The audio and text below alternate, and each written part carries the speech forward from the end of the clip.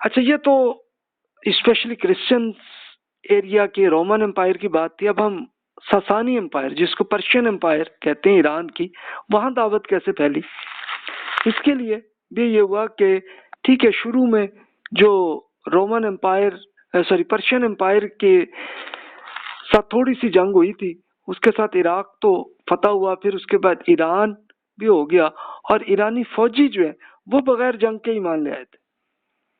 اس میں آپ یہ دیکھیے کہ ایک بڑی صحابی، ایک سلمان فارسی رضی اللہ عنہ، انہوں نے دعوت وہاں تک پہنچائی. وہ خود ایرانی تھے اور وہ رسول اللہ صلی اللہ علیہ وسلم پہ ایمان لائے تھے. تو انہوں نے اس طرح سے ایک ایک کو ایسے میسج میں یہ بتایا بھی، میسج بھی کیا کہ میں آپ ہی لوگوں کی نسل سے تعلق رکھتا ہوں اور مجھے آپ سے ہمدردی ہے. میں آپ ہی میں سے ایک فرد ہوں جس نے اسلام قبول کر لیا ہے. آپ دیکھ سکتے ہیں کہ عرب میرا کس درجے میں احترام کرتے ہیں. یقین کیجئے کہ اگر آپ اسلام قبول کر لیں گے تو آپ مسلمانوں کے برابر ہو جائیں گے. جو مراعات انہیں حاصل ہیں وہی آپ کو بھی حاصل ہوں گی، اور جو فرائض ان پر عائد ہیں وہی آپ پر بھی ہوں گے. تو اس طرح سے ایک ایک ایکسپلین کرتے رہے، ہر ایک ایک کوشچن آنسر کرتے رہے، اور پھر ایران اور عراق کی میجورٹی وہ بھی ایمان لے آئے. وہاں پہ بھی یہ ہوا. ساسانی امپائر کے لیے ہم یہ اسپیشلی پھر دوبارہ آرنلڈ صاحب کی طرف چلتے ہیں، کرسچن اسکالر جو ہیں، جنہوں نے انگریز تھے. انہوں نے یہ بک جب لکھی تو اس کا ترجمہ میں عرض کرتا ہوں کہ وہاں پہ کیا ہوا تھا کہ 7ویں صدی کے نصف میں ساسانی خاندان کی عظیم سلطنت بکھر چکی تھی، اور ایران کی جس عظیم سلطنت کے 4 صدیوں تک روم اور بازنطین کا مقابلہ کیا تھا، مسلمانوں کی میراث بن چکی تھی.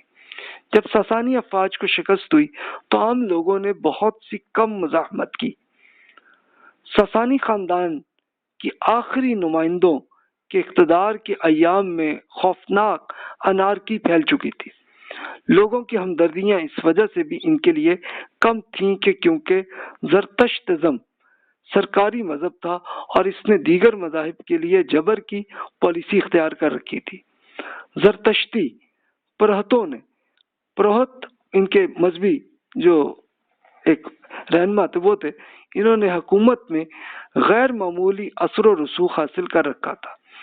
وہ بادشاہ کے تمام کونسلز میں بہت طاقتور تھے اور سول ایڈمنسٹریشن میں بڑے پیمانے پر شریک تھے. اس مضبوط پوزیشن کی بنیاد پر وہ ان بہت سے مذاہب پر جبر کرتے تھے جو کہ ان سے اختلاف رکھتے تھے. تو فارسی مذہب، جس کو پارسی مذہب اب کہتے ہیں، اس کے قدیم شکلوں کے پیروکاروں کے علاوہ اس علاقے میں عیسائی، یہودی، سابئی اور ان کے علاوہ بے شمار فرقے آباد تھے، جن میں غنوصیت، مونیکیزم اور بدھزم کی تصورات موجود تھے. آپ پڑھ چکے ہیں اس کو پرانی ہسٹری میں کہ یہ ان کے فرقے اور مذاہب بن چکے تھے. تو اس جبر اور تشدد کے نتیجے میں ان تمام مذاہب کے لوگوں میں سرکاری مذہب اور اس کے حامی حکمران خاندان کے خلاف نفرت کی شدید جذبات پائے رکھ جاتے تھے. اس طرح یہ لوگ عربوں کی فتوحات کو اپنے لیے نجات دہندہ سمجھتے تھے. اب ان مختلف مذاہب کے لوگ ایسی حکومت کے تحت سانس لے سکتے تھے جو معمولی ٹیکس کے عوض انہیں مذہبی آزادی دے اور انہیں فوجی خدمات سے مستثنی کر دے. مسلم قانون کے تحت جزیہ کی ادائیگی کی آپشن صرف یہودیوں اور عیسائیوں کے لیے نہیں تھی بلکہ مجوسیوں اور صابیوں کے لیے بھی تھی، جو کہ آگ اور پتھر کی بتوں کی پوجا کرتے تھے.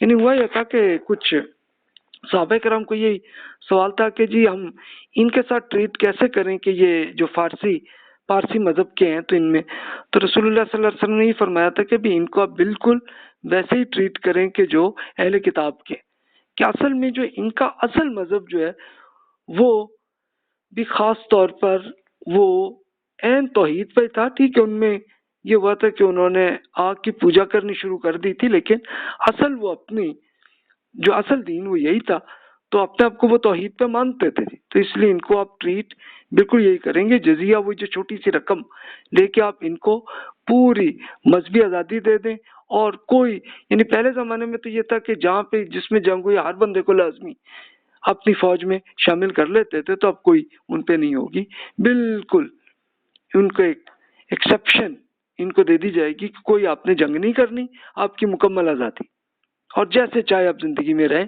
جس طرح چاہے جیسے رہیں۔ تو اس حد تک ہو گیا تھا۔ تو یہ دیکھیں کہ ایران اور عراق میں بھی یہی ہوا۔ پھر آرنلڈ مزید بتاتے ہیں کہ حکومت کی اس تبدیلی سے ایران میں عیسائی چرچ کو بھی فائدہ ہوا کہ جو کہ ساسانی بادشاہوں کی جبر کا شکار رہے تھے، اور اس کے علاوہ نستوری اور یعقوبی فرقے، یہ بھی کرسچنز کے تھے، جو کہ باہمی جنگوں نے کنفیوژن میں مزید اضافہ تھا۔ خسرو پرویز یہ ایک بڑے بادشاہ جو وہاں کے تھے ایران کا، جو عراق ان کا کیپٹل تھا، تو انہوں نے عیسائی شہنشاہ ہرکل کے ہاتھوں شکست ہوئی، تو اس نے اپنے علاقے کی عیسائیوں کے خلاف تشدد کے ایک نئے سلسلے کو جنم دیا۔ اس میں عیسائیوں کی سبھی فرقوں کو نشانہ بنایا گیا۔ ان خوفناک حالات سے بھی لوگوں کا ایسا ذہن بنا جو کہ مذہب کی تبدیلی کے لیے سازگار تھا۔ سیاسی انارکی کے ساتھ عیسائیوں کے ذہنوں میں ایک اخلاقی کنفیوژن بھی موجود تھی جو کہ بہت سے متحارب فرقوں کے سبب وجود میں آئی تھی۔ اس سے ایک خاص قسم کا مائنڈ سیٹ پیدا ہوا جو کہ ایک نئے عقیدے کو قبول کرنے کو تیار تھا، جو اس پریشان کن مخمسے سے انہیں نجات دلا کر مذہب اور معاشرے کو ایک نئی بنیاد پر کھڑا کرے۔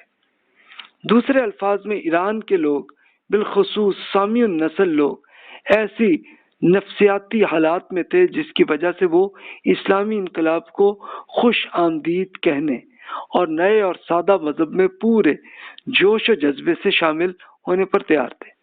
اس مذہب کو پرجوش سادگی، بیک جنبش انہیں تاریکیوں سے نکال کر امید کی نئی کرنیں دکھا رہی تھی اور غلامی کی خوفناک حالت سے فوری نجات کا ایک ذریعہ تھا۔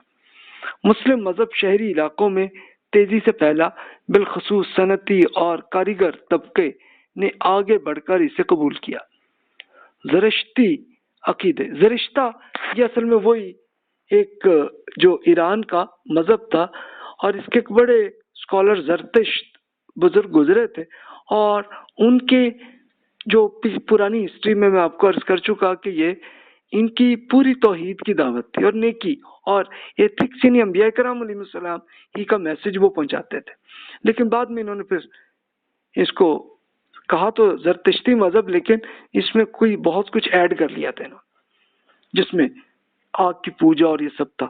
تو زرتشتی عقیدے کے علاقوں کے مطابق ان کے پیشوں کے سبب انہیں ناپاک سمجھا جاتا تھا، کیونکہ یہ لوگ اپنے کام کی سبب آگ، مٹی اور پانی کو پلید کرتے تھے، تو اس لیے انہوں نے عام لوگوں کو یہ جو بھی بزنس اور کاریگر والے بہتے ان کو بالکل ناپاک سمجھتے تھے۔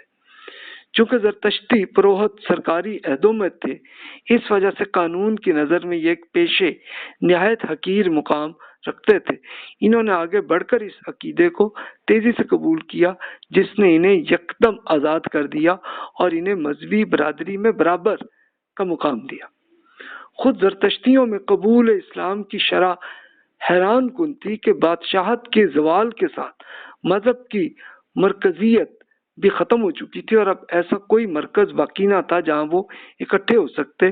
اس مذہب کے ماننے والوں کے لیے قبول اسلام ایک آسان اور سادہ عمل تھا، کیونکہ ان کے پرانے مذہب اور اس نئے دین میں بہت سے عقائد مشترک تھے۔ ایرانیوں کو قرآن میں اپنے قدیم مذہب کے بہت سے عقائد ملتے تھے، اگرچہ ان کی شکل کچھ مختلف تھی۔ آہورا مجدہ اور اہرمن کی جگہ، یعنی اللہ اور ابلیس کی تصور، کائنات کی تخلیق کا 6 ادوار میں ہونا، فرشتوں اور شیاطین کا تصور، انسان کے اولین گناہ سے پاک ہونے کا عقیدہ، اور آخرت میں ایک اور زندگی اور جنت اور جہنم کا تصور، یہ سب تصورات ان کے پاس پہلے سے موجود تھے۔ تو روزانہ کی عبادت میں بھی مشترک نکات پائے جاتے تھے، اور زرتشت کے پیروکاروں کو آوستہ کے قانون کی طرح یہاں بھی دن میں 5 بار نماز پڑھنا ہوتی تھی. یعنی اس سے یہ اندازہ ہوتا ہے کہ وہ جو زرتشت بزرگ تھے تو عین ممکن ہے اللہ کے نبی ہوں، اگر نبی نہ بھی ہوں تو پھر ان کے کیے بہت بڑے اچھے اسکالر تھے جنہوں نے ایران میں بہت تفصیل سے یہ پھیلایا تھا. اور یہ 5 نمازیں اور پھر وہی عقائد جو خود قرآن پاک میں تو سب تھے، تو اس لیے میجورٹی ان کی اس لیے ایمان لائے. اب یہ دیکھیے یہ پوری ریزنز آپ کو سامنے آ گئی کہ اس لیے وہاں پہ ایمان لائے تھے. اس کے لیے ایک بڑا ایک انٹرسٹڈ آپ کو یہ ملے گا ایک ڈسکشن. ایک صاحب رستم، یہ ملٹری کمانڈر تھے، پورے اس کو ملٹری کمانڈر ان چیف تھے ایران کے. ان کو جنگ سے پہلے جب نیگوسیشن ہوئی تو ایک صحابی ان کو زہرا رضی اللہ عنہ کہتے، تو ان کی ایک پوری ڈسکشن ہوئی. تو یہ بھی ہمیں تبری کی پوری جب انہوں نے پوری روایات جب اکٹھی کی تو اس میں آپ کو ملے گا. تو ان کی ڈسکشن کو بھی دیکھ لیں، بڑی انٹرسٹڈ ڈسکشن ہے. رستم نے کہا کہ آپ لوگ ہمارے پڑوسی ہیں اور آپ عربوں کا ایک گروہ ہمارے ماتحت رہتا رہا ہے. ہم نے ان کے ساتھ اچھی پڑوسی کا حق ادا کیا. ہم ان کی کوئی تکالیف دور کرتے تھے، انہیں سہولتیں دیتے تھے، ان کی حفاظت کرتے تھے. ہم ان کے بدوؤں، یعنی بدو کون، یہ جو دیہاتی عرب تھے، ان کی اپنی چراگاہوں میں مویشی چرانے کی اجازت دیتے تھے اور اپنے ملک سے انہیں غلہ فراہم کرتے تھے اور انہیں اپنے ملک میں کسی چیز کی تجارت سے نہیں روکتے تھے. چنانچہ یہ تجارت ہی ان کا ذریعہ معاش بن گئی تھی. تو زہرا رضی اللہ عنہ کا آپ سچ کہتے ہیں، جیسا آپ فرما رہے ہیں ویسا ہی ہوا، مگر ہمارا معاملہ ان عربوں سے بالکل مختلف ہے اور ہمارا مطالبہ بھی ان سے الگ ہے. ہم آپ کے پاس طلب دنیا کے لیے نہیں آئے بلکہ ہمارا مقصد آخرت ہے. ہم میں سے کچھ لوگ یقیناً ایسے تھے جو آپ لوگوں کے پاس آ کر آپ کی اطاعت کرتے تھے اور آپ کے سامنے گڑ گڑا کر کچھ چیزیں طلب کرتے تھے. پھر اللہ تعالیٰ نے ہمارے جانب ایک رسول صلی اللہ علیہ وسلم کو بھیجا جنہوں نے ہمیں اپنے رب کی اطاعت کی طرف بلایا اور ہم نے ان کی دعوت قبول کی.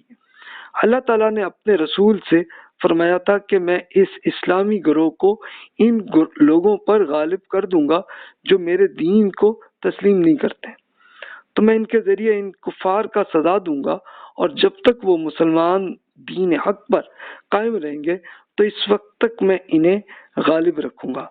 جو اس دین حق سے الگ ہوگا تو وہ ذلیل و خوار ہوگا اور جو اس کی پابندی کرے گا تو وہ عزت حاصل کرے گا. یعنی یہ اللہ تعالیٰ کا میسج ہے جو قرآن پاک میں سورہ توبہ میں، تو رسول اللہ صلی اللہ علیہ وسلم نے بتایا تھا انہیں. تو رستم نے کہا یہ دین ہے کیا؟ تو زہرا رضی اللہ عنہ نے جواب دیا کہ اس دین کا سب سے بڑا ستون جس پر اس کی بنیاد ہے وہ یہ ہے کہ اس بات کی گواہی دی جائے کہ اللہ کے سوا کوئی اور معبود نہیں اور محمد صلی اللہ علیہ وسلم اللہ کے رسول ہے. دوسری بات یہ ہے کہ محمد صلی اللہ علیہ وسلم جو کام اللہ کی طرف سے لائے ہیں انہیں تسلیم کر لیا جائے.